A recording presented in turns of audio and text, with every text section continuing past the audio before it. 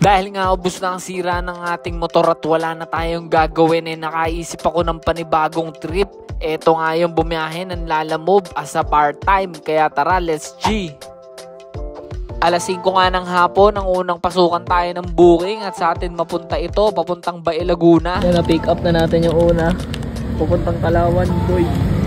Kilometers away. Let's go! Kubang tayo ng isa pang booking, papunta ng Tarosa to Calamba o Santa Rosa to Bae o Cabuyao to Calamba. Something na gano'n, basta along the way lang para hindi lugi, no? Kasi ayun, maliit lang yung dala natin. Marami pa tayong pwede paglagyan. Yes sir, parang nagalaw yung ahas. Ngunit tila ba hindi sumasang-ayon sa atin ng panahon, mga buddy, dahil wala tayong naisabay dito, kaya napagdesisyon na natin na irekta na to sa Bae, Laguna. Sana na lang meron pa uwi. Pag wala, road trip tayo pa Tagaytay, tagos tayo dito, no? Sa mga oras na ito, ready na ako mag road trip pa Tagaytay. Ngunit tila ba napakabait ni GOD dahil Swerte oh, may nakuha tayo, Bae to San Pedro, boy. May pabalik pa, 242. Pick up natin to, 1 kilometer away lang. Gusto tayo tumambay muna eh, oh. Nasa Bae pa tayo, ayan. Kahit pa paano, meron tayong pauwi ng Santa Rosa. Sa San Pedro nga lang, pero malapit na sa atin yon. So, Bae to San Pedro, kakahalagang 242 bag lang daw ipapadala ko. Kailangan ko sobrang olats na nitong biyahe na to kasi from Santa Rosa to Bae, wala tayong naisabay, as in wala talaga, men. Meron ako isang nakuha pero out of way, kaya kinancel ko. Tapos na-freeze pa yung account natin ng 10 minutes. Buti na lang meron tayong pauwi. Let's G, pick upin na natin yun. nang na-pick up na nga natin yung bag, isang pirasong bagelya kasya sa top box, kaya pwede pa tayo magsabay. Sana may makuha pa tayo, antay-antay lang tayo, tiyaga lang, dahil pag walang tiyaga, walang bisaya. Ano daw?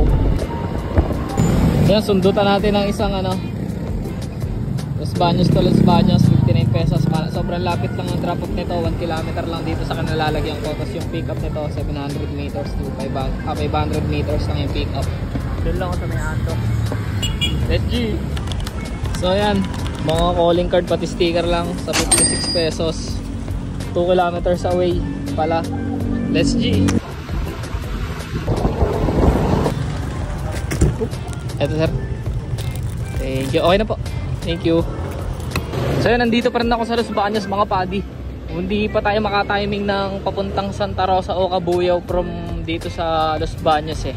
Kaya sumundot muna tayo sa Los Baños to Los Baños. So ngayon, antay tayo ng papunta doon sa mga way na dadaan na natin bago yun sa drop off natin na pinakamalayo, which is San Pedro.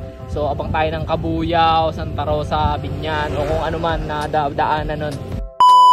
May nakuha tayong isa, Los Baños naman to, papuntang GMA. Magkalapit lang naman tong drop off nitong San Pedro sa katong GMA. Bali sa Southwoods to. Tapos ito, may daan naman doon pa GMA. Kaya ito na yung booking natin, pupunta lahat doon. Hindi na tayo kukuha siguro, pwede na yan 242 saka 241. Pick upin na natin tong Los Baños to GMA. So yun, para sa akin mga padi, swerte na tong ganitong booking dahil hindi naman tayo regular na bumabiyahe. Syempre, iba pa rin yung talagang mga legend na bumabiyahe. At yan yung dala natin, iguana, may dokumento yan, kaya hindi daw yan illegal. At safe na safe lang. Safe lang, parang mafia. Hi guys! Mga ka-iguana. Stop, G. Thank you, bossing. Okay, bossing. Salamat. Meron na tayong dalawa, siguro worth 490 something. Bakbakin na natin to, G. 37 kilometers yata yung nasa map ng ating drop off.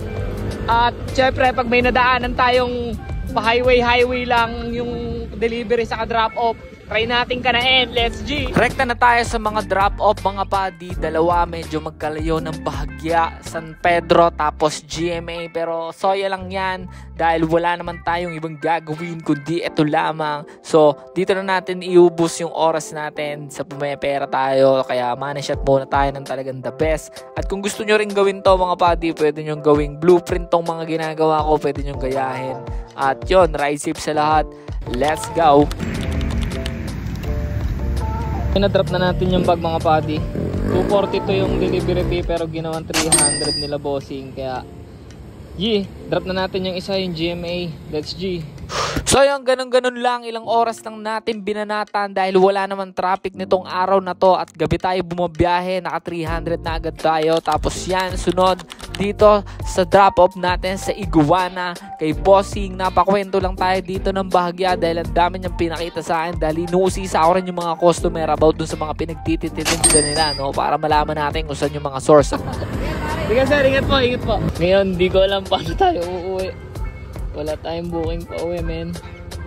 Hindi natin mag-abang ng pauwi ng Santa Rosa. Bali, ito na nga pala yung huli nating booking mga padi dahil negative na rin yung laman ng wallet ko. Naubos na yung top up kong 100. At ang total na kinita natin mga padi sa loob ng mahigit 5 oras ay 815. Less mo yung gas, less mo yung top up, tumataginting na 550 o 520. So yan na rin kaysa wala. Kaya hanggang dito na lang ako. Hanggang sa susunod na biyahe, I'm out. View.